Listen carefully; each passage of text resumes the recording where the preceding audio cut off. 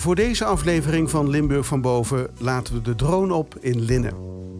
Daar staat, verscholen achter veel groen, kasteel Heistrum.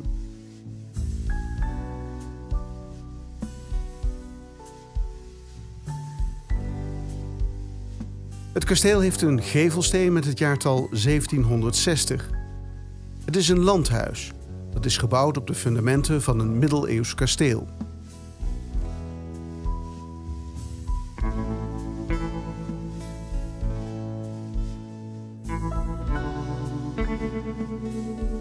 Het kasteel is 3 verdiepingen hoog. Heistrum, zoals het er nu uitziet, is vooral het resultaat van een grondige verbouwing rond 1887 in opdracht van een Amsterdamse koopman die het kasteel toen kocht. Waarschijnlijk is een deel van het oorspronkelijke jachtslot toen gesloopt.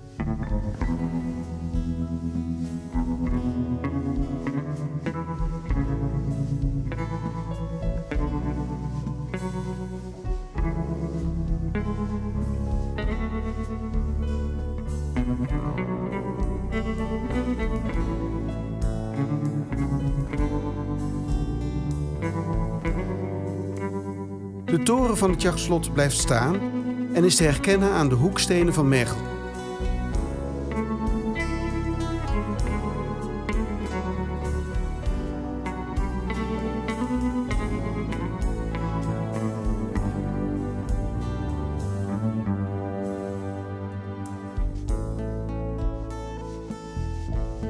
De bekende Limburgse architect Pierre Cuypers ontwerpt de andere, grotere toren met 4 kleine zijtorentjes en een klokvormig dak in neogotische stijl.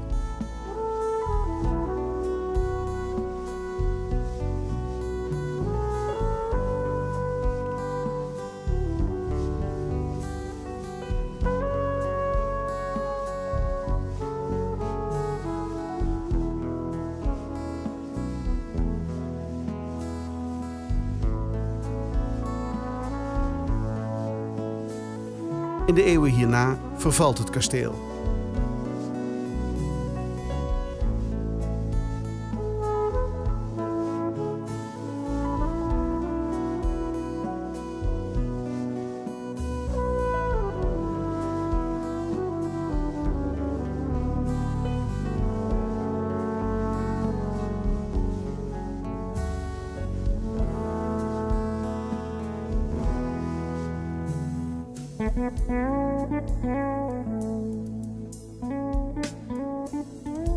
In 1995 koopt ene Jan van Tiene kasteel Heistrum. Hij knapt het helemaal op. Ook de 200 jaar oude in Engelse stijl aangelegde tuin ziet er dan weer prachtig uit.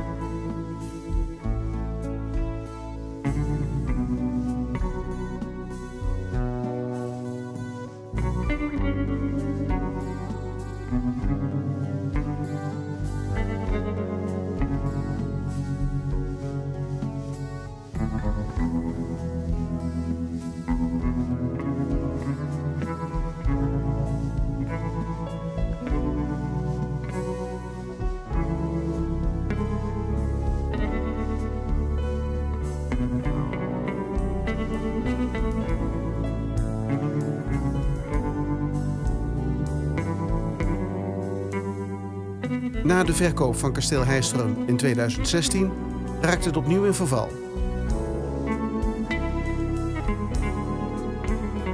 We verlaten Linne in de hoop op een betere toekomst van kasteel Heistrum. Tot de volgende Limburg van Boven.